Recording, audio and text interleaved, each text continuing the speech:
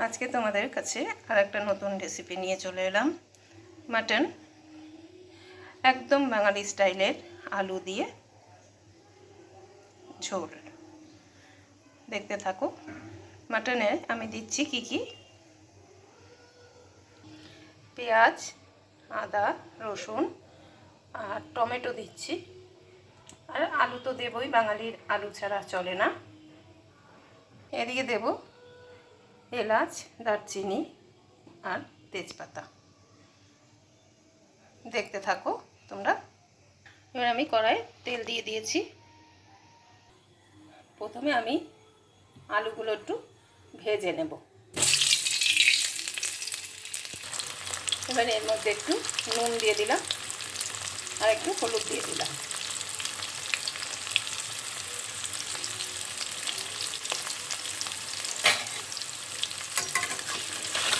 কালারটা ভালো হবে আলু।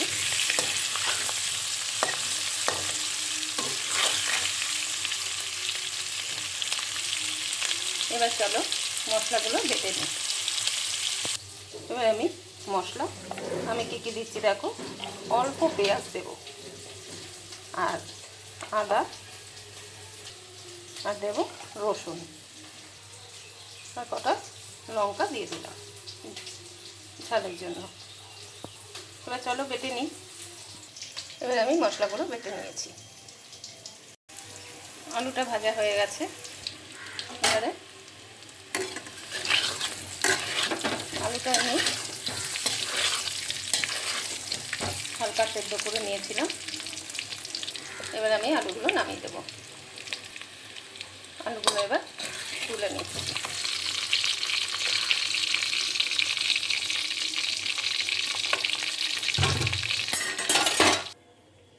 এবার আমি তেজপাতা দিয়ে দিলাম আর এই এলাচ দারচিনি দিয়ে দিলাম।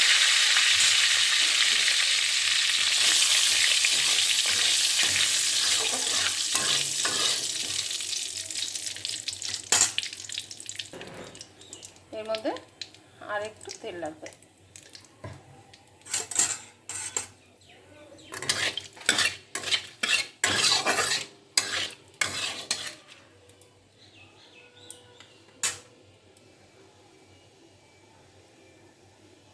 এটা একটু ভাজা ভাজা হবে, সুন্দর গন্ধ বেরোবে, তখন আমি পেঁয়াজটা দিয়ে দেব।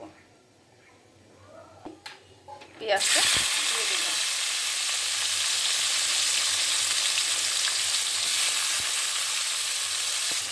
পেঁয়াজটা দিয়ে একটু নাড়াচাড়া করে দিচ্ছি।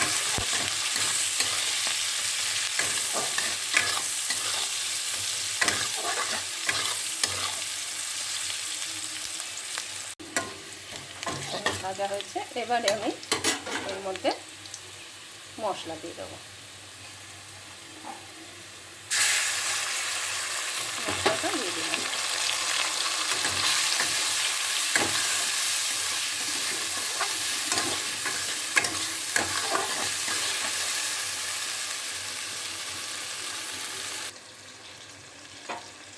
কালারটা কত সুন্দর হচ্ছে দেখো। এখনো হলুদ দিইনি। এবারে আমি একটু লঙ্কার গুঁড়ো কালারের জন্য দিয়ে দিলাম। এবার দেব নুন, স্বাদ মতো নুন দিয়ে দিলাম। এবার দেবো একটু হলুদ।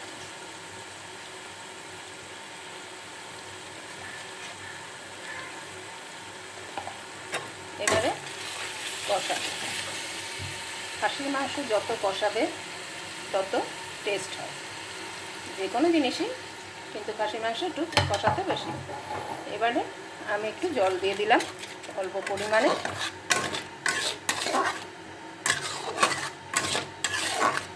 কষতে থাক।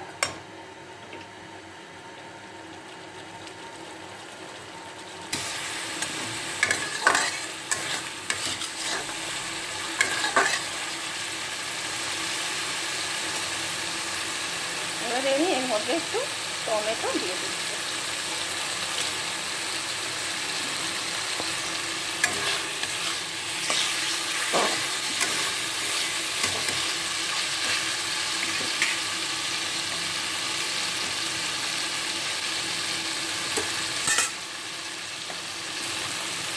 এবার দিয়ে দেবো মাংসটা।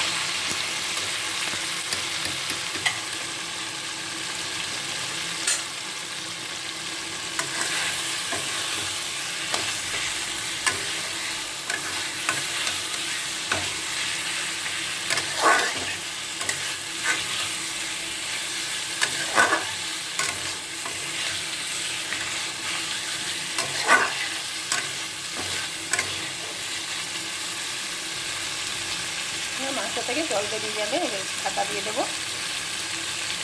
ততক্ষণ তোমরা সঙ্গে থাকো, দেখতে থাকো। এবারে ঢাকা 10 মিনিট পর ফিরে আসছি। এবারে আমি ঢাকাটা খুলে আবার দেখব। আমি 10 মিনিট পর আসলাম।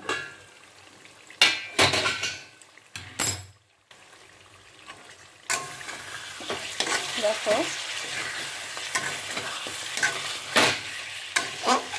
সুন্দর কষানো হচ্ছে, এখনো কষবে। এবার আমি অল্প করে করে হাতায় করে জল দেব। আমার গলাটা ধরে আছে, খুব ঠান্ডা লেগেছে, তাই যদি কোথাও ত্রুটি থাকে, ভুল ত্রুটি তোমরা একটু বুঝে নিও।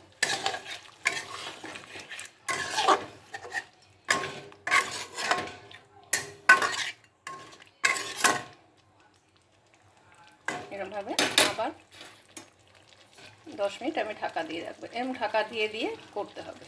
সঙ্গে থাকো, দেখতে থাকো। আবার আমি 10 মিনিট পর আসলাম।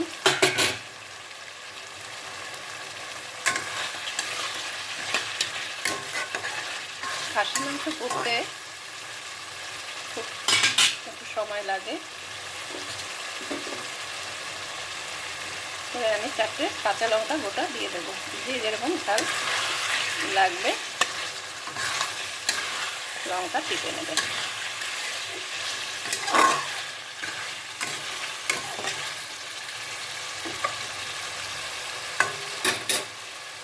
আবার কিছুক্ষণ ঢাকা দেওয়া থাকবে।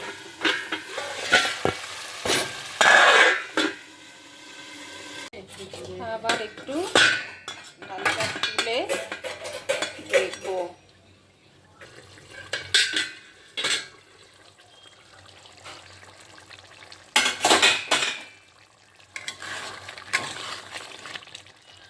দেখি সেদ্ধ হয়েছে কিনা। হাত থেকে ছেড়ে আসলে ভাববে মাংস সেদ্ধ হয়ে গেছে। এটা এখনো একটু বাকি আছে।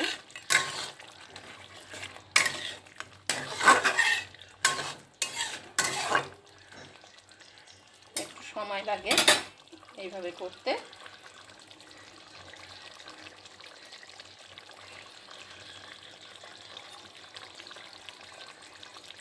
দেখো কত সুন্দর হচ্ছে।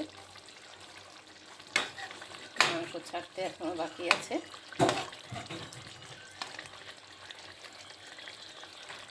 আবার একটু ঢাকা দিয়ে রাখবো।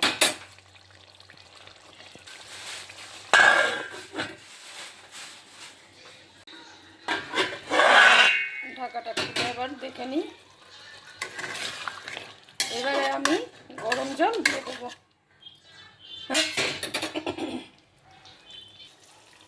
দেখেছো কালারটা খুব চেঞ্জ হয়ে গেছে।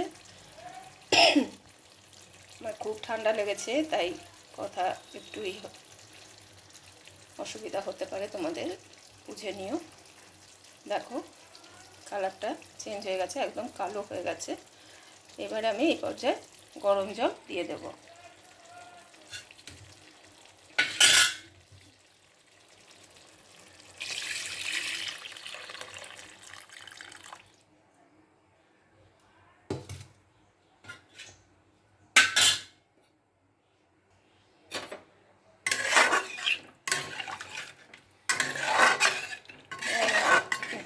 এবার একটু ঢাকাবো,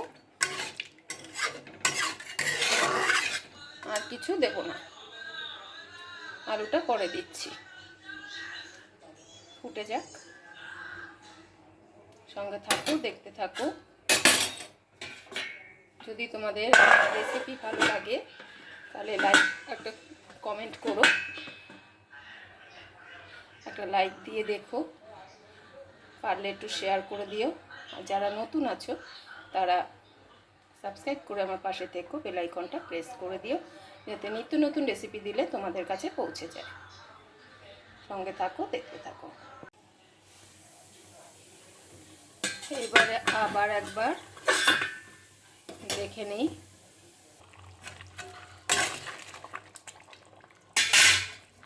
এবারে আমি আলুগুলো দিয়ে দিলাম, ভেজে রাখা আলুগুলো দিয়ে দিলাম।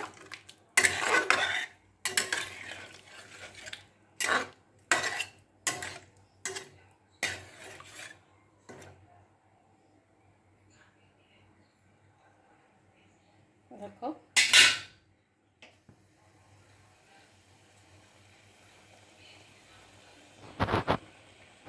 এইভাবে তোমরা বাড়িতে করে খাবে।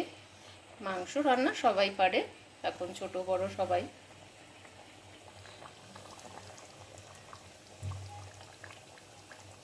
দুর্দান্ত টেস্ট হয়েছিল।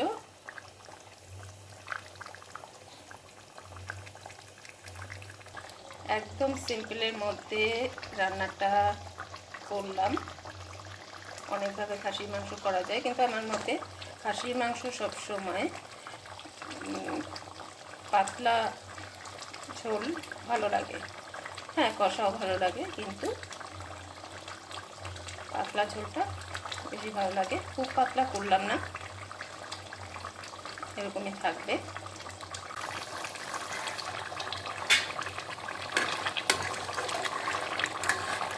ফ্রাই হয়ে এসেছে, এই পর্যায়ে আমি নামিয়ে দেবো।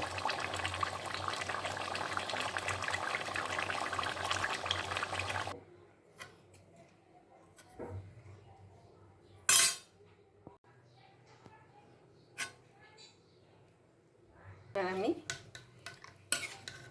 দেখুন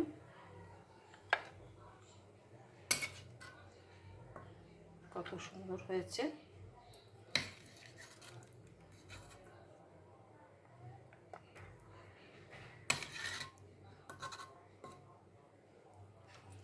এইভাবে খাসির মাংস একটু ঝাল ঝাল না হলে ভালো লাগে না। খুব সুন্দর টেস্ট হয়েছে।